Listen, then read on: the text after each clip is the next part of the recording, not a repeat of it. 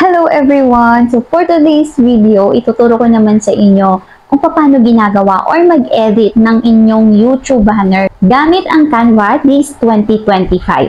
By the way guys, sa mga hindi pa po nakakaalam, sa pag-apply po ng monetization, isa po sa nire-review ni YouTube yung ating mga YouTube banner. Kaya make sure na ang inyong mga YouTube banner ay visible at the same time related sa inyong YouTube channel na gagawin or ginawa. So, hindi ko na patatagalin to guys. Let's go and start. Ang gagamitin natin sa pag-edit at paggawa ng YouTube banner ay Canva. Kung wala pa po kayong Canva, ay mag-install lang kayo nito sa inyong mga Play Store at pagkatapos ma-install ito ay i-click nyo lang yung open. Pagka-open nyo nga dito kay Canva mga ma'am sir, ito po ang makikita nyo. Iba't ibang mga template. Meron sa video, sa mga logo, at meron din sa YouTube banners. So, ito yung mga template mga ma'am sir sa YouTube banners na po pwede kayong mamili. Before kasi, wala pa atang ganito na marami kang pagpipilian dito sa Canva and wala pa akong napansin noon na may template ng YouTube banner. Swerte nga ng mga baguhan ngayong mga YouTuber dahil hindi na sila mahihirapan pa mag-isip ng design or template ng kanilang mga YouTube banner. So, ito, ginawa ko dito mga ma'am sir, o yung ginagawa ko dito kapag gumagawa ko ng YouTube banner, gamit yung mga template ni Canva, ay tinatansya ko na lang yung sukat. Bale, ang sukat nga pala mga ma'am sir ng YouTube banner ay 2560 by 1440. At isa pa sa kagandahan dito kay Canva mga ma'am sir, kapag gumawa kayo dito ng YouTube banners, pwede kayong mamili kung anong category ba ang gusto ninyo. For example, about sa mga beauty or about cooking yung inyong channel. So pwede po kayong mamili ng mga category dito. Tumingin lang po kayo dyan sa bandang taas para makapili kayo kung anong mga category ba or anong mga design ng YouTube banner yung gusto nyong lumabas para makapili kayo ng maganda. Nga pala mga ma'am sir, kung hindi pa kayo naka-pro dito kay Canva or wala kayong pro account, so hindi nyo po pwedeng magamit yung mga template na may nakalagay na pro. Pero marami naman po yung mga libre na template dyan na available at pwede ninyong gamitin. So ayun, maghahanap muna nga ako ng gagawin kong sample na template dito para mapakita ko sa inyo kung ano ba yung ginagawa kong diskarte sa pag-edit dito kapag gumagawa ako ng YouTube banner. So for example, ito yung napili ko at ito yung gagawin kong template or i-edit ko at gagawin kong YouTube banner. For example yan, yung picture na yan, papalitan ko lang ang mga ma'am sir ng picture ko. Kukuha lang ako dito sa uploads. Sa uploads, ibig sabihin yan yung mga na-uploads nyo na picture. So ayan, napalitan ko na ng picture ko, diba? Next ko namang i-edit yung aking channel name. So papalitan ko to, ilalagay ko yung aking channel name. So, bali mga ma'am sir, ayan na, ilagay ko na yung aking channel name and also na-edit ko na rin yung text dito sa baba. So, nilagay ko sa akin naman reviews, tips, and tutorials. Ngayon mga ma'am sir, kung gusto nyo namang baguhin yung font, yung text color, punta lang po kayo dito sa bandang ibaba. So, dito lang kayo tumingin sa bandang baba, ayan yung mga fonts. And mamimili kayo dyan kung alin yung gusto ninyo o prefer ninyong gamitin ng mga fonts. So marami kayong pagpipilian dyan. So nasa sa inyo, ayan, prefer ninyo pagbabaguhin, ayan, kung anong gusto ninyong style. Pero sa akin, hindi ko na binago yung font nung sa akin. And also, yung dito sa bandang ibaba, yung mga text dito. So, hindi ko na rin binago yung color, yung text color, yung fonts. So, as is na rin na yan yung nilagay ko para simple lang siya, madaling makita, madaling maintindihan. And kung gusto nyo namang baguhin yung text color, so punta lang kayo dito. I-click nyo lang yan, yung text na yan, and then punta kayo dito sa color. Ayan. So, ayan, mamimili kayo kung anong color ang gusto ninyo. Kung gusto nyong palitan ng brown, or gusto ninyo ng pink, purple. So, nasa sa inyo. So, ako, as is lang yung design na ginawa ko. So, wala na akong masyadong binago talaga doon.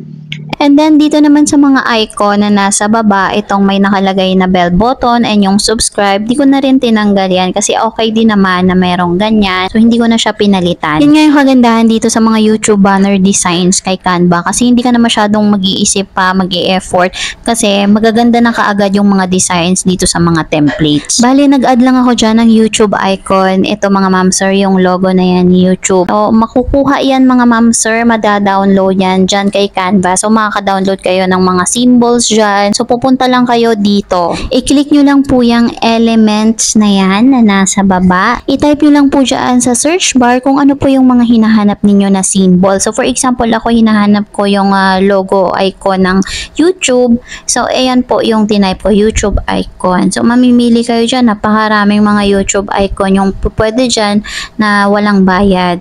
So nasa sa inyo kung alin dyan yung gusto nun yung design. So ganun lang po mamili kapag gusto nyo mag-insert ng mga symbols or ibang mga designs katulad niya ng mga logo. And then pinalitan ko lang yung kulay ng YouTube icon kasi nga red na red yun, 'di ba? So pinalitan ko lang siya. I-click nyo lang yan mga ma'am sir and pwede nyong palitan yung kulay niyan. Ngayon naman mga ma'am sir, ang next nyo naman na aayusin dito is kailangan kumasya siya or masunod yung required na dimension ng YouTube banner which is 2560 by 1440 pixels. Before kasi mga ma'am sir, kapag gumagawa ako ng YouTube banner, gumagamit ako nito.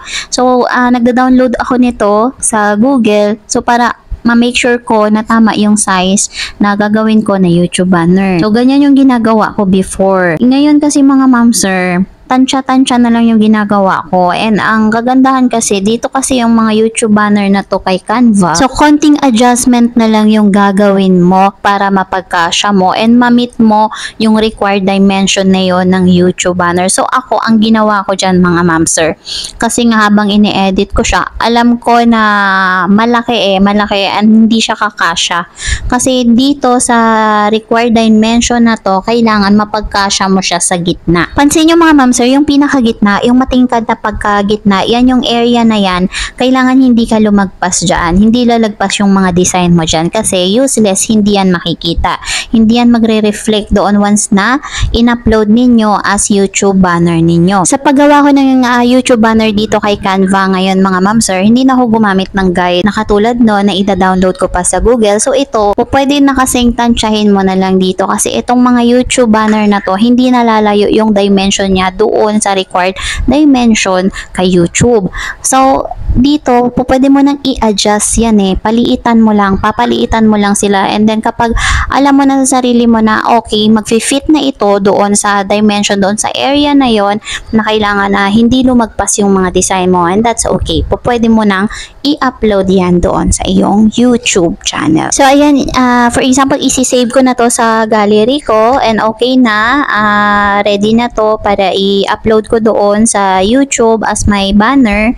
So, i-click mo lang yan, yung arrow na yan, para ma-save sa gallery mo. Then, kung nasa gallery mo na yung ginawa mong banner kay Canva, so punta ka na sa iyong YouTube channel para palitan or i-upload na yung iyong ginawang bagong YouTube banner.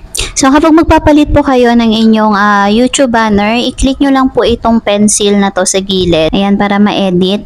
And then, i-click nyo ito yung may sign na camera dito sa may cover ninyo. Ayan, para mapalitan siya.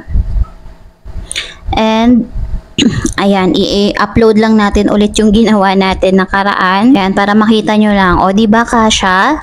So, ayan lang, i-compress mo lang siya ng ganyan mga ma'am sir, diba? Tansya-tansya lang kay Canva. So, para sa akin, ito na yung pinakamadaling paraan gumawa ng YouTube banner dito kay Canva.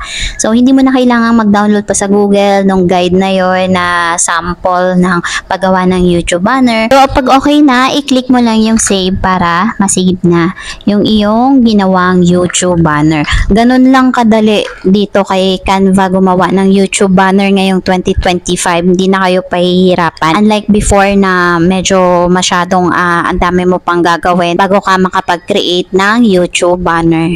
Yung iba kasi mga ma'am sir is sobrang detailed talaga kapag gumagawa sila ng mga YouTube banner. So sa akin, mas prefer ko yung simple lang. Ang importante lang naman talaga dyan, katulad nga ng sinabi ko, kailangan visible yung YouTube banner natin and at the same time, related doon sa ating YouTube channel. What I mean is related yung design, yung mga text na ilalagay natin. Related siya sa mga content natin. And yes po, totoo po yun na even yung mga YouTube banner natin, yung profile picture, nire-review din po yan ni YouTube once nag-apply tayo for monetizations. Ayun, at ayan muna yung ma-share ko sa inyo guys. I hope nakatulong po sa inyo guys yung ating tutorial video kung paano i-improve yung ating YouTube channel. Katulad na lang yung paggawa natin ng ating mga YouTube banner. So if you think na nakatulong po sa inyo yung video tutorial na ito, please like and subscribe at i-hit nyo na rin po yung ating notification bell para lagi po kayong updated sa aking mga bagong videos. So yun lang guys. Have a nice day. Thank you for watching and see you on my next video. Bye po!